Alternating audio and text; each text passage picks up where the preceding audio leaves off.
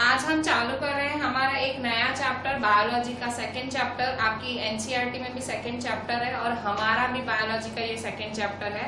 हम कौन से सीक्वेंस से जा रहे हैं ट्यूशन पे? We are doing bio, chemistry, then physics. ठीक है, सो अगेन हम बायो पे आए हैं। Bio we are doing chapter 2 that is micro organisms, friend and foe. ठीक है, आपकी एनसीईआरटी की जो स्टैंडर्ड 8 की टेक्स्ट है उसमें टोटल 6 चैप्टर्स हैं जो कि आपके बायोलॉजी के हैं। चैप्टर 1, चैप्टर 2 ये दो हैं। इसके बाद सीधा chapter 7, chapter 8, chapter 9, chapter 10, total 6 chapters आपके बायोलॉजी के हैं इस साल। सो मोस्टली बुक में डिवीजन इस तरह से किया जाता है, जैसे टोटल 18 चैप्टर्स हैं। इस आपकी एनसीईआरटी में टोटल 18 चैप्टर्स हैं, तो ऐसे डिवीजन इस तरह से कुछ किया गया होगा कि फिजिक्स के 6, केमिस्ट्री के 6, बायो के 6। क्योंकि आगे जाके यही मतलब 9th में बाकायदा आप सब डिटेल में पढ़ोगे, 10th में और 11th में ये चीजें आपकी मतलब जो आपका एक करियर बनाएंगे। ठीक है भाई, आप किसी को बायो में इंटरेस्ट होता है, किसी को केमिस्ट्री में, किसी को फिजिक्स में। सो ऑलवेज मतलब आपका इंटरेस्ट क्या है वो आपको अभी से पता लगेगा कि what are the area of your interest, आपको क्या पढ़ने में ज्यादा मजा आती है, क्या इजी लगता है। 8th में आप खुद को एनालाइज कर सकते हो, 9th में आपको ज्यादा पता लगेगा, 10th में, फाइनल 10th में आप तैयार हो जाओगे कि भाई आखिर मेरा इंटरेस्ट क्या है। We are doing a chapter 2 of biology that and chapter 2 of your NCERT text book also, that is micro organisms, friend and foe. ठीक है, अगर मैं आपको कहूँ this is my board and this is me, ठीक है, यहाँ आपको कहीं माइक्रो ऑर्गेनिजम्स दिख रहे हैं। अच्छा, माइक्रो ऑर्गेनिजम्स दिख रहे हैं आपको, कुछ माइक्रो ऑर्गेनिजम्स जैसे मैं पूछ रही हूँ कि कौन कौन दिख रहा है यहाँ आपको, कौन कौन दिख रहा है? तो आप कहोगे ये व्हाइट बोर्ड दिख रहा है, आप दिख रहे हैं, आपका मार्कर दिख रहा है। तो मैं कहूंगी नहीं माइक्रो ऑर्गेनिजम्स प्रेजेंट है, तो आप कहेंगे दिख तो नहीं रहा है कैमरा में, शायद आपके कैमरा में प्रॉब्लम हो। आई विल से कि नहीं माइक्रो ऑर्गेनिजम्स हैं, तो आप कहेंगे नहीं है। मैं आपको कैसे प्रूव करूंगी हैं? मैं माइक्रोस्कोप से दिखाऊंगी, आप देखोगे कितने सारे माइक्रो ऑर्गेनिजम्स होते हैं आसपास। ठीक है, यहाँ हमको हमारे माइक्रो ऑर्गेनिज्म की डेफिनेशन मिल गई। ठीक है, माइक्रो ऑर्गेनिज्म की डेफिनेशन क्या है?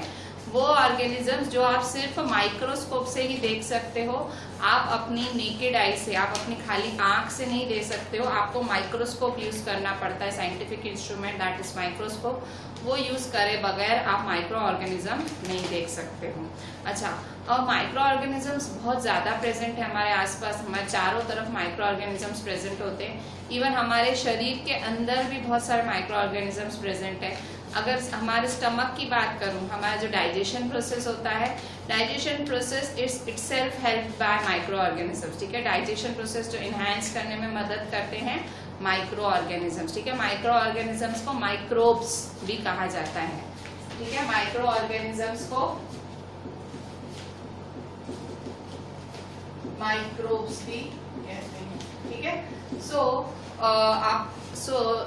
that microorganisms are those organisms which can be seen under microscope. Are those organisms which can be seen with the help of microscope. ठीक है, माइक्रो ऑर्गेनिजम्स वो ऑर्गेनिजम्स होते हैं जिनको आप माइक्रोस्कोप की मदद से देख सकते हो। अगर ठीक है, और मैंने कहा बहुत सारे माइक्रो ऑर्गेनिजम्स होते हैं। चैप्टर की हेडिंग है micro organisms, friend and foe. Friend का मतलब दोस्त, फो मतलब दुश्मन, FOE मीन्स दुश्मन। कि माइक्रो ऑर्गेनिजम्स जहाँ हमारे दोस्त है वहाँ हमारे दुश्मन भी हैं। दोस्त कैसे हैं? जैसे कि मैंने आपको एक अभी डाइजेशन का एग्जाम्पल दिया। हमारे शरीर के अंदर मैंने आपको बोला हमारे पेट में बहुत सारे ऐसे बैक्टीरिया हैं जो मदद करते हैं हमारा जो डाइजेशन प्रोसेस है उसे इनहेंस करने की। ठीक है, इस तरह से वो अच्छे हैं।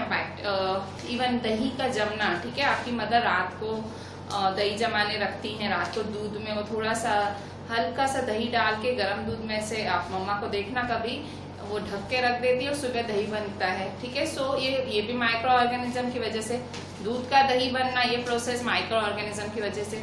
इडली, ठीक है, इडली बनाती हैं आपकी मदर, उसको भी आपकी मम्मा एक प्रोसेस करती हैं, लंबा प्रोसेस करती हैं, बहुत 7-8 घंटे रख देती हैं और फिर वो बैटर फूल जाता है। वो बेटर फर्मेंटेशन कहते हैं। सो फर्मेंट कैसे, तो फूलता कैसे है, बिकॉज ऑफ माइक्रो। सो आप देख सकते हैं माइक्रो ऑर्गेनिजम्स आर गुड। अच्छा बैड भी हैं, बैड इसलिए है कि कई बीमारियां माइक्रो ऑर्गेनिजम्स दे देते हैं, ठीक है। एनिमल्स में बीमारियां दे देते हैं, हम में दे देते हैं, ठीक है, सर्दी खांसी, ठीक है। सो मतलब इवन अभी एक महामारी चल रही है, सो इन अवर थ्रू आउट द वर्ल्ड, ठीक है, कोरोना चल रहा है, तो दैट इज अ वायरस और वो भी माइक्रो ऑर्गेनिज्म की कैटेगरी में आता है। तो आप देख सकते हो कि बहुत ज्यादा हार्मफुल भी है और ये फ्रेंडली भी है माइक्रो ऑर्गेनिजम्स, ठीक है। सो बेसिकली पूरे चैप्टर में हम माइक्रो ऑर्गेनिजम्स अच्छे कैसे हैं और बुरे कैसे हैं वैसा हम पढ़ेंगे, ठीक है। So this is the very basic chapter of your biology, chapter 2 in your standard 8th also and in your NCERT textbook also. So इसमें अभी देखें यहाँ पे माइक्रो ऑर्गेनिजम्स 4 कैटेगरीज में। तो सबसे आपका पहला क्वेश्चन लिखें, ठीक है।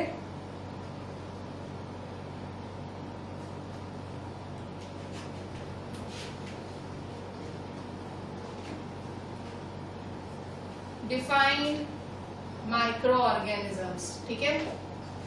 डिफाइन माइक्रो ऑर्गेनिजम्स और माइक्रोब्स, ठीक है। माइक्रो ऑर्गेनिजम्स या माइक्रोब्स को डिफाइन करें, ठीक है। What is your question 2? Question 2 है, अच्छा अभी मैंने क्वेश्चन 2 आपको बताया भी नहीं है। अच्छा और कहाँ आपने माइक्रो ऑर्गेनिजम्स देखे हैं, ठीक है। अच्छा ब्रेड, आपके घर ब्रेड आती होगी, ब्रेड खुली छोड़ दो 2-3 दिन ऐसे ही छोड़ दो तो ग्रीनिश कुछ हो जाएगा, ब्रेड खराब हो जाएगी, ठीक है। That greenish is micro organism, ठीक है, वो ब्रेड खराब हो जाएगा। सो ये माइक्रो ऑर्गेनिज्म का वो आप इवन आप मैग्नीफाइंग ग्लास से देखना, कुछ बैक्टीरिया जैसा आपको दिखेगा, ठीक है। सो इस तरह से एकदम माइक्रो ऑर्गेनिजम्स को माइक्रोब्स इसलिए कहते हैं, वो इतने छोटे होते हैं कि उनके लिए मैग्नीफाइंग ग्लास यूज करना पड़ता है, ठीक है। सो अब माइक्रो ऑर्गेनिजम्स 4 ग्रुप्स में डिवाइडेड है, ठीक है। हम फर्दर पढ़ रहे हैं माइक्रो ऑर्गेनिजम्स, आगे भी पढ़ रहे हैं। डेफिनेशन के आगे क्या, डेफिनेशन के आगे मैं बता रही हूँ कि माइक्रो ऑर्गेनिजम्स 4 ग्रुप में डिवाइडेड हैं। So microorganisms are divided into 4 groups. There are 4 types of microorganisms. So write the classification of microorganisms. Question 2. Write classification of microorganisms. ठीक है, माइक्रो ऑर्गेनिजम्स का क्लासिफिकेशन लिखना है, ठीक है। Micro organisms are divided into 4 groups, ठीक है। Micro organisms 4 groups में डिवाइडेड हैं। Which are this 4 groups? उन 4 ग्रुप्स का नाम है बैक्टीरिया, फंजाई, प्रोटोजोआ, एल्गे, ठीक है। The 4 groups are answer, there are 4 major groups of micro organisms, ठीक है। माइक्रो ऑर्गेनिजम्स के 4 मेजर ग्रुप हैं, ठीक है। 4 major group of micro organisms, they are, कौन से हैं वो? सो फर्स्ट वन इज, पहला कौन सा है? बैक्टीरिया, फंजाई, प्रोटोजोआ, एल्गी, ठीक है। बैक्टीरिया,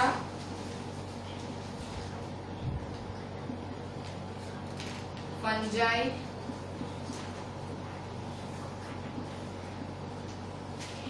प्रोटोजोआ, एल्गी, ठीक है। सो 4 मेजर ग्रुप्स होते हैं माइक्रो ऑर्गेनिजम्स के, और वो 4 मेजर ग्रुप्स हैं बैक्टीरिया, फंजाई, प्रोटोजोआ, एल्गी, ठीक है। So these are the 4 groups of micro organisms, ठीक है। सो वायरसेस, एक्चुअली वायरसेस भी बहुत छोटे छोटे होते हैं और वायरसेस भी माइक्रोस्कोपिक होते हैं, ठीक है। उनको भी माइक्रोस्कोप से देखा जाता है, पर वो हम ये जो 4 ग्रुप्स हैं माइक्रो ऑर्गेनिजम्स के, जो 4 ग्रुप हैं वायरसेस, इनसे डिफरेंट होते हैं। वो क्या करते हैं, वो अंदर ही, जैसे वायरस के बारे में आपको पता है, देखो अगर मैं आपको बोलूं ना, तो वैसे ये 5वां ग्रुप अगर मैं ऐड करूं तो 5th वायरस है, ठीक है। अगर मैं 5th नाम ऐड करूं तो 5th वायरस है, पर वायरस है ना इन सबसे टोटली डिफरेंट है। वायरस इन सबसे, इन चारों से थोड़ा सा डिफरेंट है। कहाँ डिफरेंट है? इसीलिए हमने इसको माइक्रो ऑर्गेनिज्म के ग्रुप में नहीं डाला है। वायरस तो हमेशा बैड ही होता है, ठीक है। अगर मैं इन 5 ग्रुप्स में से विलन बोलूंगी, कौन विलन है? Bacteria, fungi, protozoa, algae, virus. इन पांचों में अगर मैं विलनस माइक्रो ऑर्गेनिज्म बोलूं तो that villain is virus. Virus is a villain, ठीक है। क्यों? क्योंकि आपने सुना होगा चिकन पॉक्स, तो चिकन पॉक्स भी वायरस से होता है। एड्स, HIV एड्स वायरस से हो रहा है। सबसे अभी रिसेंट कोरोना वायरस से हुआ है ना। So virus are always bad, बहुत मोस्ट डेंजरस होते हैं। और वायरस कैसे होते हैं? वायरस आपके शरीर के बॉर्डर पे होते हैं, ऐसे समझो, बॉर्डर पे, लिविंग और नॉन लिविंग की बॉर्डर पे होते हैं। मतलब बाहर होते हैं तो इनइफेक्टिव होते हैं। वायरस अगर बाहर होते हैं वो इनइफेक्टिव होते हैं, पर जैसे ही वो अगर आपके शरीर में एंटर कर गए तो वो इफेक्टिव हो जाते हैं और आपके शरीर को नुकसान पहुंचाते हैं। मैं बिल्कुल कोरोना वायरस से इस चीज को जोड़ूंगी वायरस समझाने के लिए, ठीक है। आप देखेंगे कोरोना वायरस अगर वातावरण में है, बाहर है, तो इनइफेक्टिव है। जब तक आपके शरीर में नहीं आया है वो इनइफेक्टिव। कोरोना वायरस है, पर जब तक वो बाहर है वो इनइफेक्टिव है। शरीर के बाहर है वो आपको कुछ नहीं कर सकता, पर जैसे ही वो आपके शरीर में एंटर हो गया तो वो मतलब शरीर को खराब कर देगा। मतलब वायरस आपके शरीर को मतलब बीमार कर देगा, ठीक है। सो वायरस आर, मैं क्या बता रही हूँ वायरस के बारे में, virus are ineffective outside your body. Virus होते हैं पर वो आपके शरीर के बाहर कुछ नहीं कर सकते हैं, पर जैसे ही आपके शरीर के एंटर हो गए so they are going to cause harm to your body, ठीक है। कोई डिजीज दे देते हैं। सो इस तरह से ये वायरस डिफरेंट है। वायरस है ना, इन चारों से डिफरेंट है। जो बैक्टीरिया फंगाई वो अपना काम करते रहते हैं, ठीक है। एटमॉस्फेयर में भी अपना काम करते थे। जैसे भाई अब ब्रेड है, ब्रेड कहाँ भाई, ब्रेड को कैसे खराब हुआ? ब्रेड एटमॉस्फेयर में खराब हुई भाई, बैक्टीरिया ने खराब किया। सो बाकी सारी चीजें एटमॉस्फेयर में भी अपना काम करती रहती है, पर वायरस अपना काम एटमॉस्फेयर में नहीं करता है। वो ह्यूमन बॉडी में एंटर होता है, एनिमल्स में, प्लांट्स में एंटर होता है, इसके बाद किसी भी लिविंग ऑर्गेनिज्म में एंटर होने के बाद अपना काम चालू करता है और बहुत डेंजरस होता है, ठीक है। किसी बैक्टीरिया से आप ठीक हो जाओ, बैक्टीरिया वगैरह से आप ठीक हो जाओ, पर एक वायरस से ठीक होना बहुत मुश्किल होता है, ठीक है। सो वायरस बहुत माइक्रोस्कोपिक होते हैं, पर उनका काम माइक्रो ऑर्गेनिज्म से डिफरेंट होता है और वो आपके अंदर ही अपना काम चालू करते हैं। सो कुछ वायरस पता है कौन कौन से वायरस, कॉमन वायरस के नाम बताऊं तो कॉमन वायरस जैसे कोल्ड, फ्लू, कफ, ठीक है, ये सारे वायरस से होते हैं। इवन पोलियो, चिकन पॉक्स और वायरस, ये सारे भी वायरस से ही होते हैं, ठीक है। सो तो names, why are virus not placed in the category of the microorganisms? Question 3.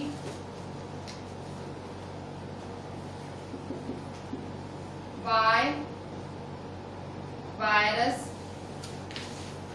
instead being microscopic? मतलब माइक्रोस्कोपिक है, मतलब वो भी जीने हैं। Virus instead being microscopic are different from other organisms. Why virus instead being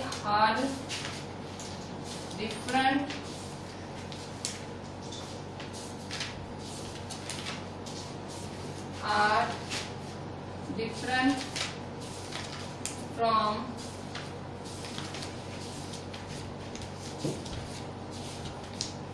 other microorganisms, ठीक है। क्या बोल रहा है कि वायरस माइक्रोस्कोपिक है। माइक्रोस्कोपिक मतलब वायरस को भी माइक्रोस्कोप से भी देख सकते हैं, पर तो भी वो बाकी micro organisms, bacteria, fungi, protozoa, algae से क्यों डिफरेंट है? उसको भी माइक्रोस्कोप से ही देख सकते हैं, पर फिर भी वो डिफरेंट क्यों है, ठीक है। सो मतलब virus instead being different from other, बाकी माइक्रो ऑर्गेनिज्म से वो डिफरेंट क्यों है? सो क्यों? क्योंकि ये अंदर काम करते, ठीक है। यही डिफरेंस है कि जब तक ह्यूमन बॉडी में एंटर नहीं होते तब तक वो अपना काम चालू नहीं करते। बाहर वो एकदम डेड होते हैं। वायरस बाहर अगर एटमॉस्फेयर में है तो डेड हैं, कुछ नहीं कर सकते आपका। तो जैसे ही आपके शरीर में घुसे दे बिकम एक्टिव, ठीक है, और बहुत खतरनाक एक्टिव होते हैं वो। सो हमेशा वायरस से बच के रहना चाहिए। अच्छा, so virus reproduce, answer because, reason यही है कि भाई वो रिप्रोड्यूस करता है because virus reproduce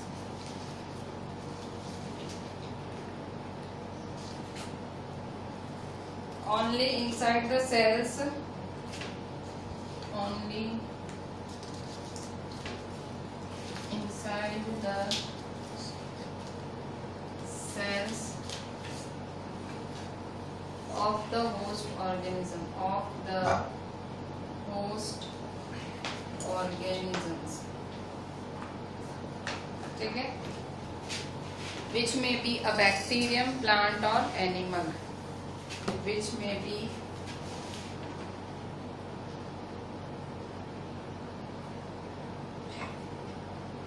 a bacterium, plant or animal, ठीक है। सो वायरस क्यों माइक्रोस्कोपिक हैं पर तो भी वो बाकी माइक्रो ऑर्गेनिज्म से डिफरेंट क्यों हैं?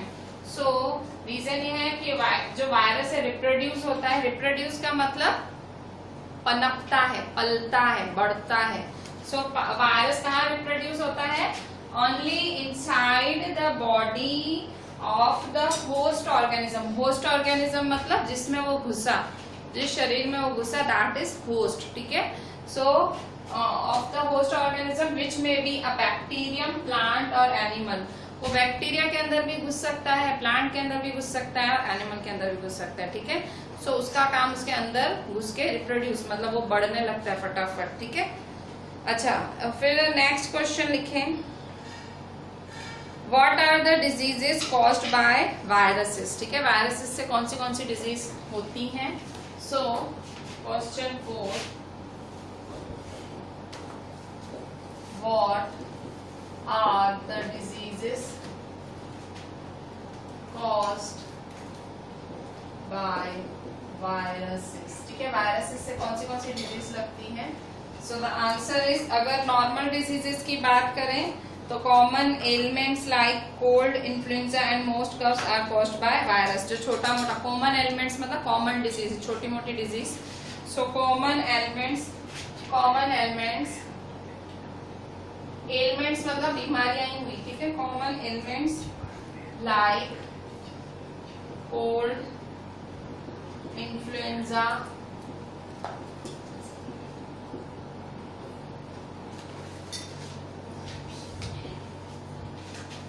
एंड मोस्ट कफ्स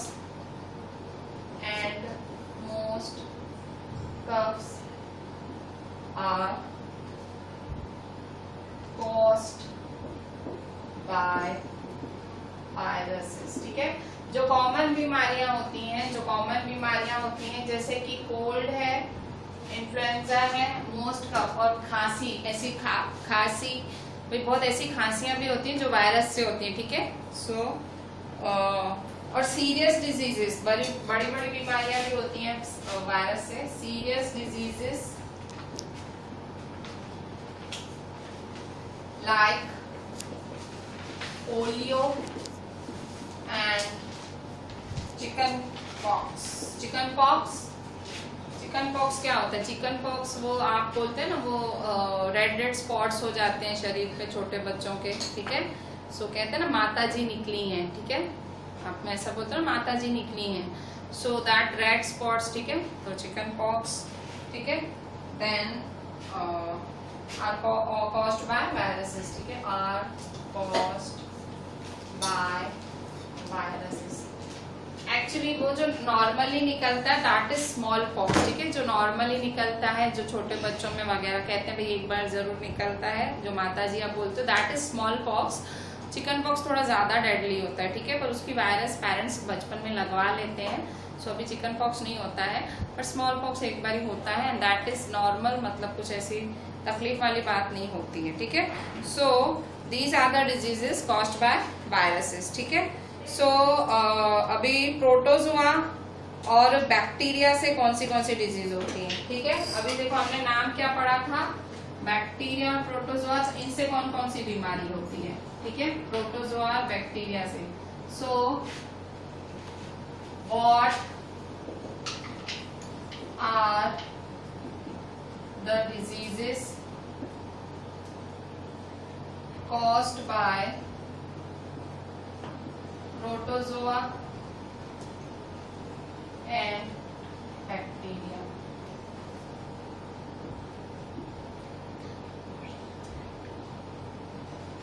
ठीक है। अच्छा, अब यहाँ देखो, यहाँ कौन कौन सी डिजीज होती हैं। तो देखो यहाँ पे कोल्ड है, इन्फ्लुएंजा है, ठीक है, और कफ है, ठीक है, और यहाँ है पोलियो और चिकन पॉक्स, ठीक है। सो ये सारी डिजीज आपको वायरसेस से लगती हैं। अच्छा, और प्रोटोजोआ और बैक्टीरिया से कौन सी डिजीज लगती हैं? प्रोटोजोआ और बैक्टीरिया से। सो प्रोटोजोआ और बैक्टीरिया से diseases like dysentery and malaria. So answer, diseases like dysentery and malaria are caused by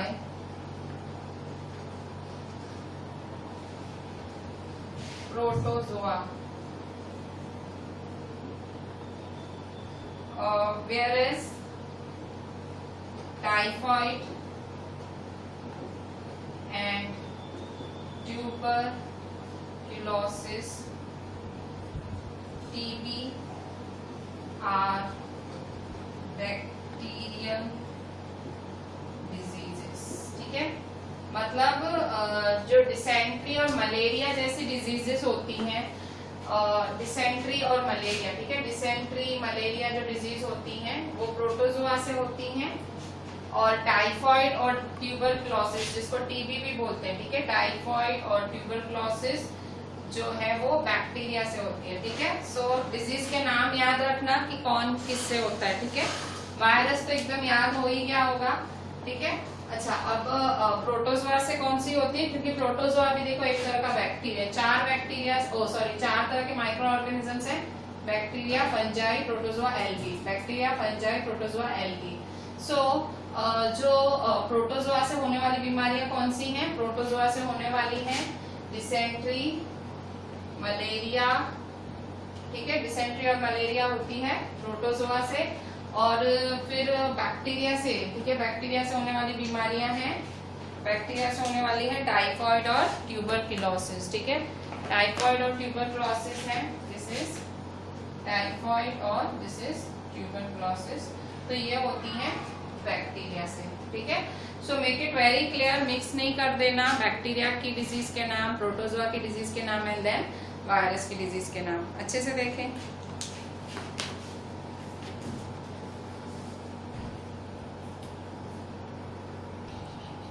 बच्चों, अभी हम आगे पढ़ते हैं। क्वेश्चन 6 देखें, right examples of bacteria, draw diagram. Bacteria का एग्जाम्पल लिखो और डायग्राम भी ड्रॉ करो। सो ये जो मैंने बनाया है ये सारा मैंने पेज नंबर 18, आपका एनसीईआरटी में पेज 18 है, वहां से बनाया है। So just open your page number 18 of NCERT and when you are doing this question just refer that also, ठीक है। मे बी आपकी ड्रॉइंग ज्यादा बेटर हो, ठीक है। So write examples of bacteria, draw diagram, ठीक है। कह रहा है कि बैक्टीरिया के एग्जाम्पल्स भी लिखो और डायग्राम भी ड्रॉ करो। So what are the examples of bacteria?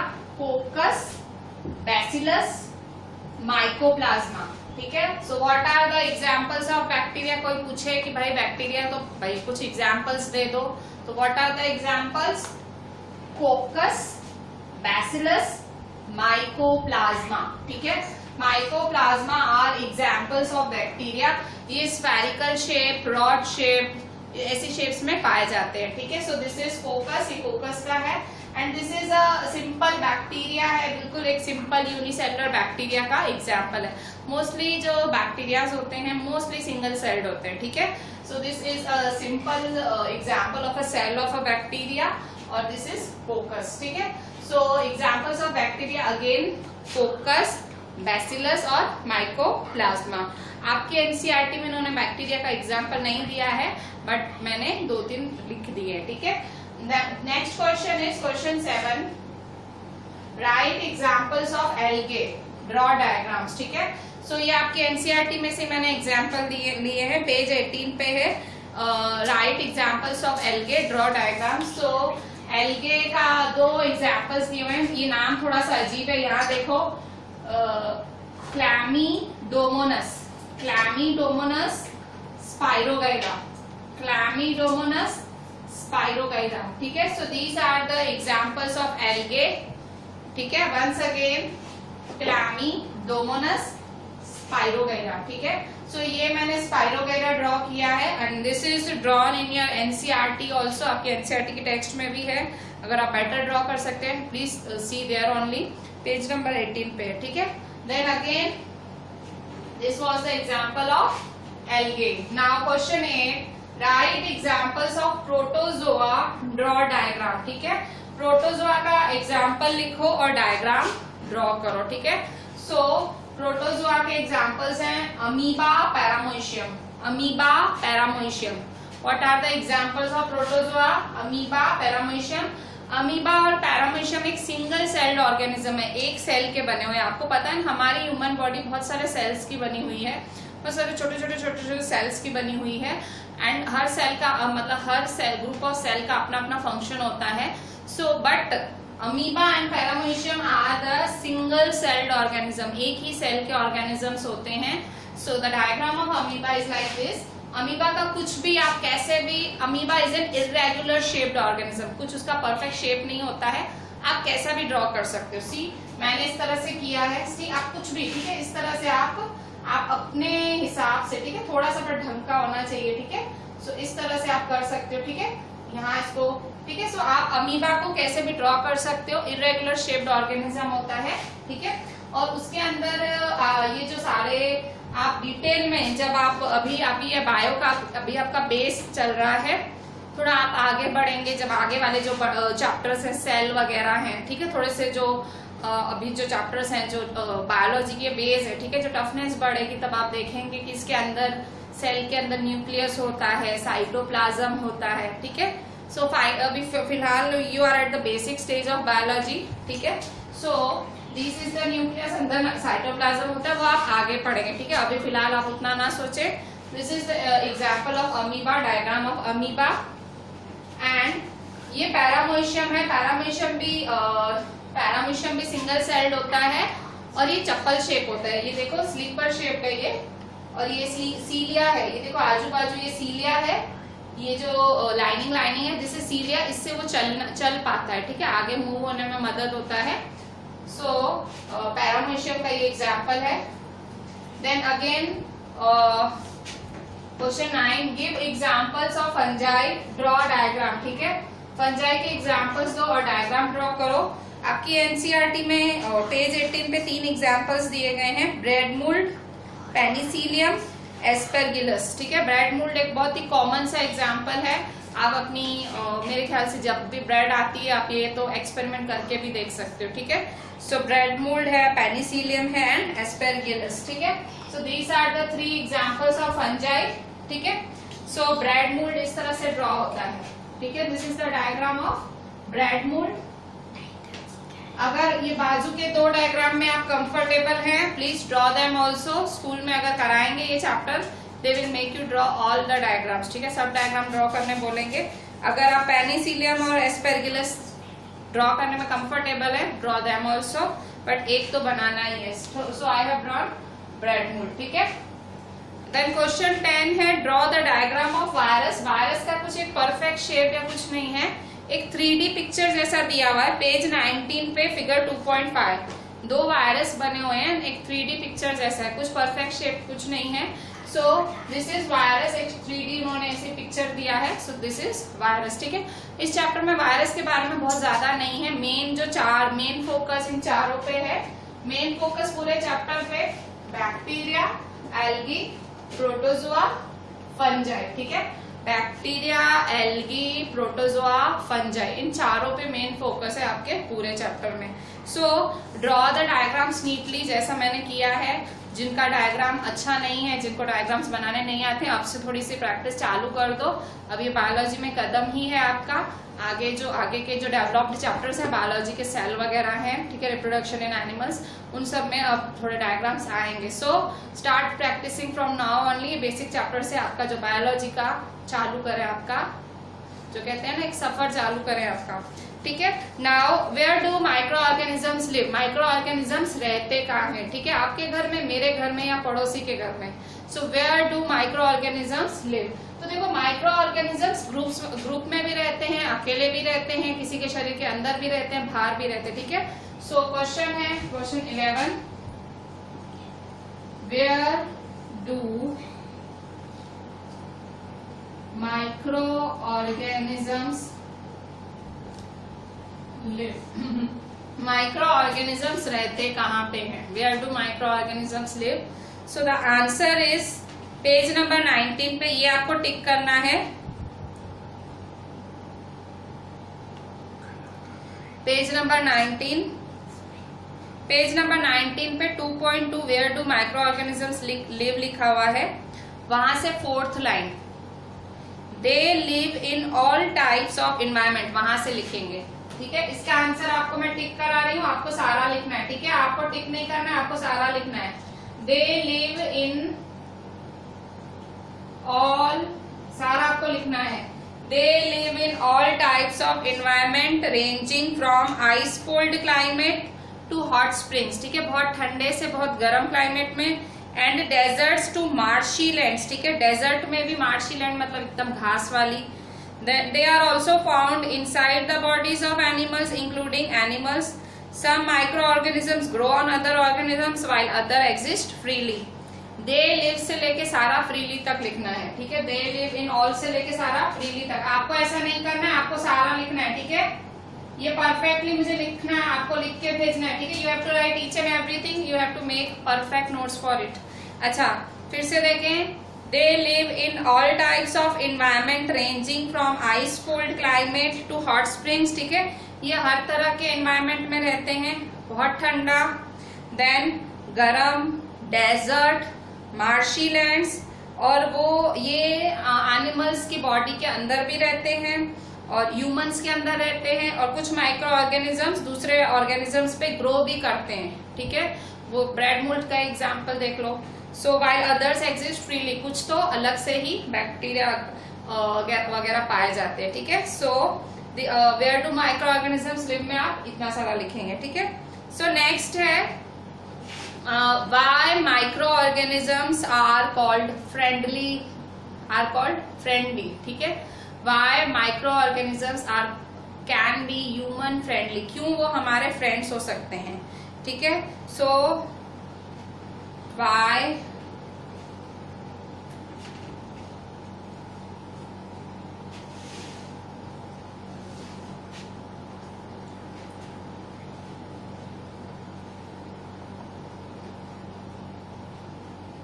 question 12, why microorganisms can be considered as friends to us, ठीक है। और write good advantages of microorganisms, ठीक है। जो क्यों माइक्रो ऑर्गेनिजम्स हमारे फ्रेंड्स कहलाते हैं, या क्यों माइक्रो ऑर्गेनिजम्स हमारे फ्रेंड्स कहलाते हैं, और क्यों, मतलब उनके एडवांटेजेस क्या हैं या उनकी पॉजिटिव चीजें क्या हैं, what are the positive things about micro organisms, ठीक है। सो पहला है they are micro organism are used for various purposes. पहला answer, micro organisms are used for various purposes, ठीक है। वो बहुत काम, मतलब बहुत चीजों में काम आते हैं, such as preparation of curd, दही बनाने में, ब्रेड बनाने में और केक बनाने में।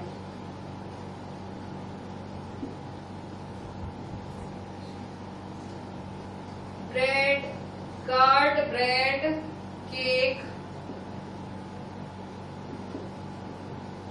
Alcohol etcetera. ठीक है, अल्कोहल बनाने में भी माइक्रो ऑर्गेनिजम्स का यूज होता है। ठीक है, the production are used for various such as preparation of curd, bread, make cake and production of alcohol। ठीक है, and production of alcohol, alcohol के प्रोडक्शन में भी ये काम आते हैं। ठीक है, कौन? Micro organisms. ठीक है, सो नेक्स्ट है they are also used in cleaning up the environment.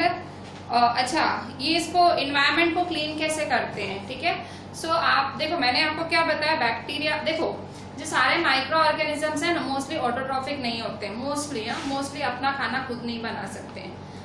आपने मेरे ख्याल से ऑटोट्रॉफिक हेटेरोट्रॉफिक आपने 7th में पढ़ा था। ठीक है, सो ऑटोट्रॉफिक फर्स्ट चैप्टर ही था। ऑटोट्रॉफिक जो अपना खाना खुद बनाते हैं, हेटेरोट्रॉफिक जो खाना सामने वाले पे डिपेंडेंट होते हैं। So mostly micro organisms they are heterotrophic, सामने वाले पे डिपेंडेंट होते हैं।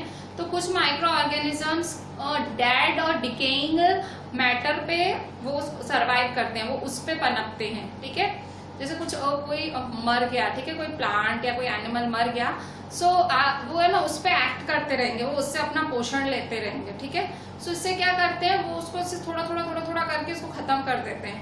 तो वो क्या कर रहे हैं, वो मतलब एक जो डिके था, गंदगी था, वो उसको साफ कर दिया उन्होंने। ठीक है, और वो इस तरह से मतलब एटमॉस्फेयर क्लीन का काम करते हैं। ठीक है, वो हमारे वातावरण को शुद्ध करने का काम करते हैं। ऐसे मतलब डेड डिकेइंग मैटर पे वो फीड करते हैं, तो ऑब्वियसली जो एटमॉस्फेयर से वो चीजें कम होती हैं, हमारे एनवायरमेंट से चीजें कम होती हैं।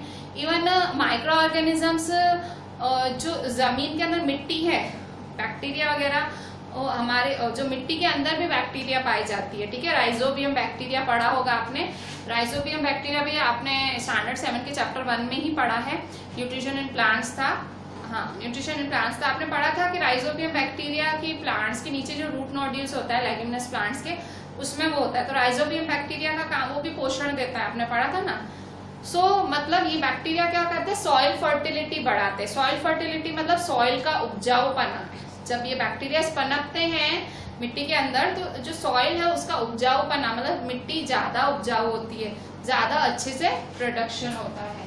ठीक है, सो नेक्स्ट पॉइंट इज, हम क्या लिख रहे हैं, हम लिख रहे हैं एडवांटेजेस ऑफ माइक्रो ऑर्गेनिजम्स, या माइक्रो ऑर्गेनिजम्स किस तरह से हमारे फ्रेंड्स हैं।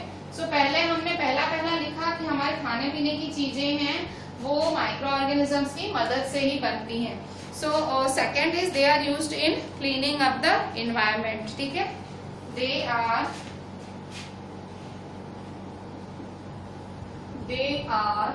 यूज्ड इन क्लीनिंग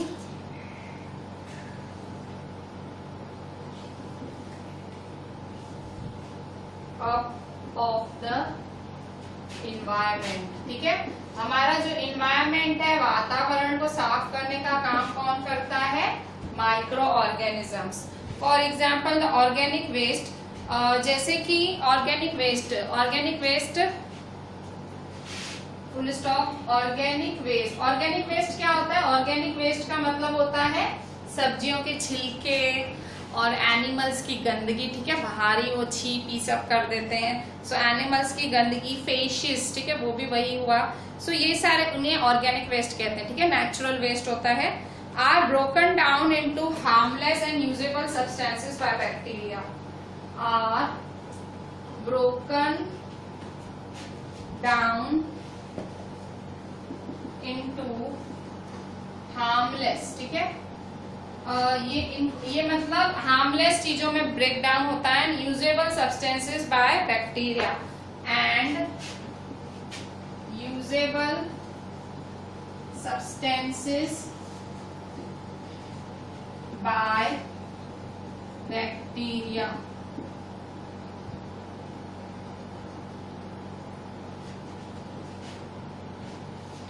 ठीक है।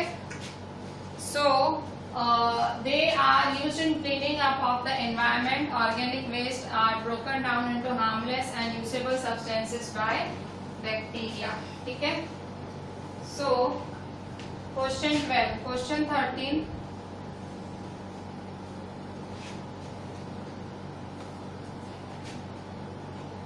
क्वेश्चन 13 है। अच्छा, आगे भी लिख सकते हैं, ठीक है। अभी तो और भी अच्छी अच्छी चीजें लिखनी है, माइक्रो ऑर्गेनिजम्स और भी अच्छी अच्छी चीजों के काम आते हैं, ठीक है। Harmless and usable substances by bacteria. Bacteria also used in the preparation of medicine, ठीक है। Bacteria are also used in the preparation of medicines, ठीक है। बैक्टीरिया जो है वो मेडिसिन को प्रिपेयर करने में काम लगता है, ठीक है। जो बैक्टीरिया है जो है bacteria are also used in the preparation of medicine बनाने में भी बैक्टीरिया का काम लगता है। Bacteria in agriculture they are used to increase soil fertility by fixing nitrogen. ये मैंने आपको बताया अभी नाइट्रोजन फिक्स करना मैंने बताया था। जो राइजोबियम बैक्टीरिया है वो रूट नोड्यूल्स से मतलब वो क्या करता है, नाइट्रोजन फिक्सिंग का। नाइट्रोजन एटमॉस्फेयर में 78% है, वो पौधों को जो है नाइट्रोजन पहुंचाने का काम करता है, ठीक है। सो नेक्स्ट है in agriculture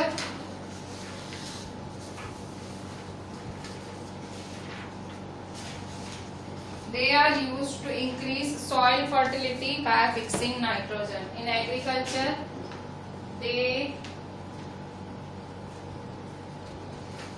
are used to increase soil fertility, ठीक है। In agriculture they are used to increase soil fertility by fixing nitrogen, ठीक है। They are used to increase by fixing nitrogen, ठीक है। एग्रीकल्चर में ये bacteria का क्या काम है, एग्रीकल्चर में बैक्टीरिया सॉइल फर्टिलिटी बढ़ाने का काम करता है, ठीक है। सो इस तरह से ये जो बैक्टीरिया है, सो बैक्टीरिया कैसे कैसे मदद करते हैं। तो first thing is they are used for various purposes such as preparation of curd, दही बनाने, ब्रेड बनाने, केक बनाने, अल्कोहल को प्रोड्यूस करने में भी जो हमारे माइक्रो ऑर्गेनिजम्स लगते हैं।